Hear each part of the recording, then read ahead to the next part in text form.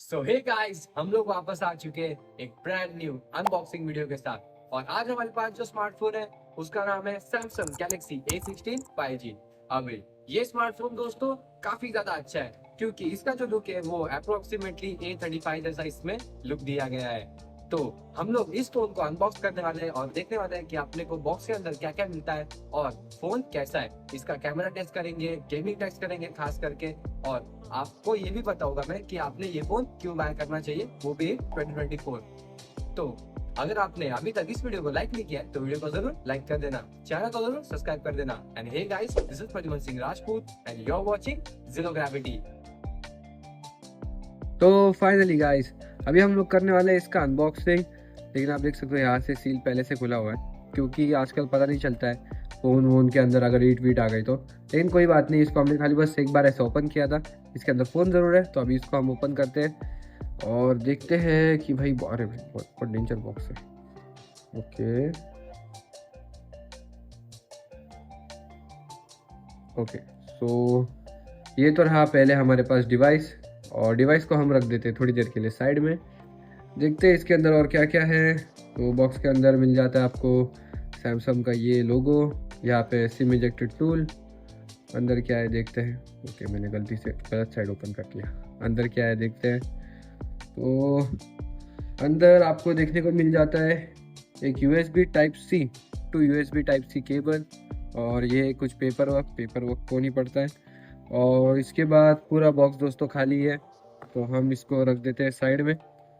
अभी के लिए साइड में रख देते हैं इसको and let's focus on a device. So ये है अपना डिवाइस और इसको हम अभी ओपन करते हैं। ओके, तो ये रहा अपना सैमसंग का डिवाइस। मैं स्टिकर भी हटा देता हूँ, ठीक है, स्टिकर भी हटा देता हूँ फिलहाल के लिए। सो ये रहा गाइस अपना डिवाइस। सो अभी तो मैं इसको बूट करके देखता हूँ। तो गाइस, हमारा डिवाइस हो चुका है फाइनली कम्प्लीटली बूट अप, और देख सकते हो कि डिवाइस कैसा दिख रहा है। इसको भी मैं साइड में रख देता हूँ फिलहाल के लिए। तो ये देख सकते हो, ये हमारा डिवाइस कम्प्लीटली। नीचे आपको देखने को मिल जाता है USB Type-C, यहाँ पे स्पीकर गिल है, यहाँ पे माइक्रोफोन है। फिर इसके बाद साइड में अपने को मिल जाता है देखने को ये पावर ऑन ऑफ का बटन, और उसके बाद है ये वॉल्यूम रॉकर्स। ऊपर अपने को सेकेंडरी नॉइस कैंसलेशन देखने को मिल जाता है। साइड में हमको देखने को मिल जाता है सिम इजेक्टेड टूल। तो गाइस, फाइनली हमारा फोन बूट अप हो चुका है और सबसे पहले हम लोग बात करने वाले हैं इस फोन के डिजाइन के बारे में। इस फोन का डिजाइन दोस्तों काफी ज्यादा अच्छा है, खास करके जैसे कि मैंने आपको पहले बोला था कि इस फोन का डिजाइन A35 के जैसा है। ये जो कॉर्नर्स है, इसके जो कैमराज है, हाँ दोस्तों, लेकिन इसका जो पीछे का है वो दोस्तों पूरा प्लास्टिक से बना हुआ है। और आई थिंक साइड वाला भी, मुझे लगा था पहले कि ये एल्यूमिनियम का होगा, लेकिन ये एल्यूमिनियम का है नहीं, ये प्लास्टिक से ही बना है दोस्तों। अभी हम लोग बात करने वाले हैं इस फोन के डिस्प्ले के बारे में।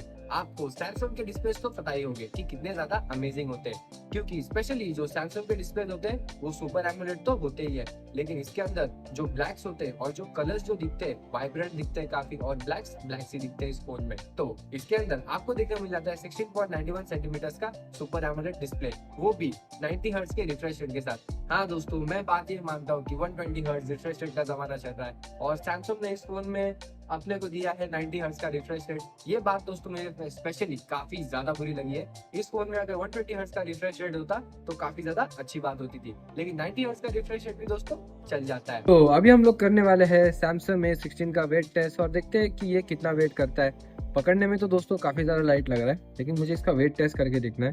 देखते हैं कि कितना आता है।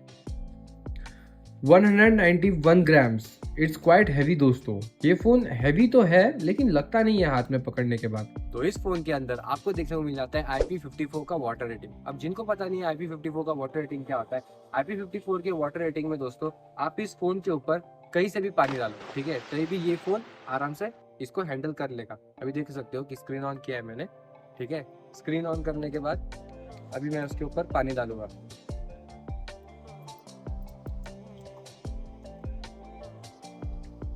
ये देखो, ये फ्रंट स्क्रीन के ऊपर, and same goes for the back. तो ये भी दोस्तों ये फोन काम कर रहा है। अभी हम लोग बात करने वाले हैं मेरे फेवरेट सेक्शन के बारे में, और वो है इस फोन के कैमरास के बारे में। इस फोन में आपको काफी ज्यादा अच्छे कैमरास देखने को मिल जाते हैं। अभी सबसे पहला जो कैमरा है वो है 50 मेगापिक्सल का, दूसरा जो कैमरा है वो है 5 मेगापिक्सल का अल्ट्रा वाइड लेंस, तीसरा जो कैमरा है वो है 2 मेगापिक्सल का माइक्रो कैमरा और फ्रंट कैमरा है वो है 13 मेगापिक्सल का। अभी इसके अंदर फोटोज कैसे आते हैं मैं आपको बताऊंगा नहीं, मैं आपको दिखाऊंगा। तो ये रहे कुछ कैमरा सैंपल्स विद वीडियो।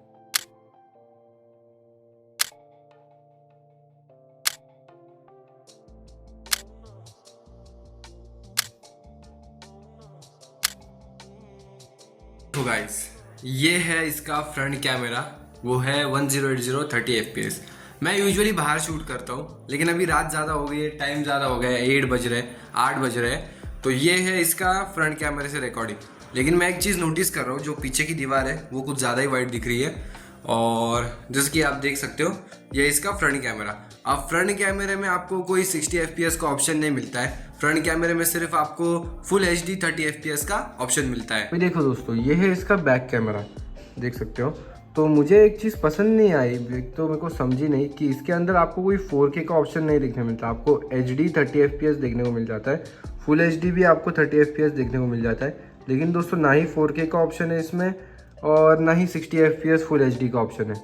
तो वीडियोग्राफी में दोस्तों ये काफ़ी ज़्यादा बुरी बात है, क्योंकि पिछले कैमरे में आपको कोई भी 4K का ऑप्शन नहीं मिलता है रिकॉर्ड करने को, और 4K तो छोड़ो, कोई 60 fps का ऑप्शन नहीं है फ़ोन के अंदर। अभी हम लोग बात करने वाले हैं इस फोन के परफॉर्मेंस के बारे में कि ये फोन कितना ज्यादा तगड़ा है। परफॉर्मेंस के बारे में इस फोन में आपको देखने को मिल जाता है Samsung Exynos 1330 का प्रोसेसर। अभी ये जो प्रोसेसर है दोस्तों, अगर आपको समझ नहीं आ रहा है कि Samsung के प्रोसेसर कैसे होते हैं, तो इस प्रोसेसर को आप कंपेयर कर सकते हो Qualcomm Snapdragon 4 Gen 1 के साथ और MediaTek Dimensity 810 के साथ। अभी उस हिसाब से दोस्तों इस फोन में काफी ज्यादा अच्छा प्रोसेसर आता है, क्योंकि ये 5nm पे बेस्ड है। हाँ, लेकिन मैं ये बोलना चाहूंगा कि इस फोन को अगर आप गेम खेलने के लिए लेना चाहते हो तो मैं ये सजेस्ट नहीं करूंगा, क्योंकि हाँ लाइट गेमिंग करनी होगी तो हाँ जरूर ये फोन ले सकते हो, लेकिन अगर एकदम हैवी गेमिंग करनी है और हैवी टास्क करने हैं तो ये फोन आप कंसिडर मत करना, क्योंकि इस फोन के प्रोसेसर के हिसाब से ये डिसेंट है। तो अभी हम लोग करने वाले हैं इसका गेमिंग टेस्ट, देखते हैं कि A16 5G गेमिंग में कैसा परफॉर्म करता है। अभी देख सकते हो यहाँ पे हमने BGMI ऑन किया है, तो BGMI के सबसे पहले हम सेटिंग्स में जाएंगे, ठीक है। सेटिंग्स में देखते हैं ग्राफिक्स में हमको क्या क्या देखने को मिल जाता है। अभी देखो HD डाउनलोड हो रहा है और हाई तक है, सो मैं इसको कलरफुल बिठाता हूँ। ओके, कलरफुल बिट गया। क्या ये HDR तक जाता है? नहीं, सो HDR तक नहीं जाता है। सो ग्राफिक्स में आपको HD तक देखने मिल जाएगा, फ्रेम रेट आपको हाई तक देखने मिल जाएगा। इसको हम अप्लाई कर देते हैं फिलहाल के लिए, एंड फिर हम एक खेलते हैं training ground. I think training ground download करना पड़ेगा। सो ट्रेनिंग ग्राउंड हमारा डाउनलोड हो चुका है। सो एक ट्रेनिंग ग्राउंड खेल के देखते हैं हम। सो देखो इस फ़ोन में आपको एक ही स्पीकर मिलता है, यहाँ पे कोई स्टीरियो स्पीकर नहीं देखने को मिलता है आपको। ये काफ़ी ज़्यादा बुरी बात लगी। बाकी डिस्प्ले मुझे काफ़ी ज़्यादा अच्छा लगा इस फ़ोन का, ठीक है। अगर आप इसमें अगर डुअल स्पीकर्स होते तो बढ़िया बात होती थी, लेकिन कोई बात नहीं, एक स्पीकर भी चली जाता है। और यार हेडफोन जैक तो है ही नहीं, चलो कोई बात नहीं। अभी आप जो ऑडियो सुनोगे तो वो इसी फ़ोन से सुनने वाले हो। सो लेट्स टेक M762 और एमओ तो अपने पास इन्फिनाइट है। मैं TPP ज़्यादा प्रेफर करता हूँ, सॉरी मैं FPV ज़्यादा प्रेफर करता हूँ, ठीक है।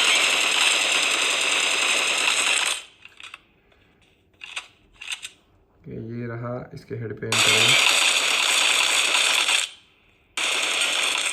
ठीक है। यहाँ पे कार होती थी, कार नहीं है अपने पास, लेकिन कोई बात नहीं, अपनी गन को रख देंगे एंड एक कार भी ड्राइव करके देखते हैं। मुझे अभी तक तो कोई फ्रेम ड्रॉप या लैग तो नहीं दिख रहा है, ठीक है। इसको हम फिलहाल के लिए FPV कर देंगे और लेट्स ड्राइव अ कार।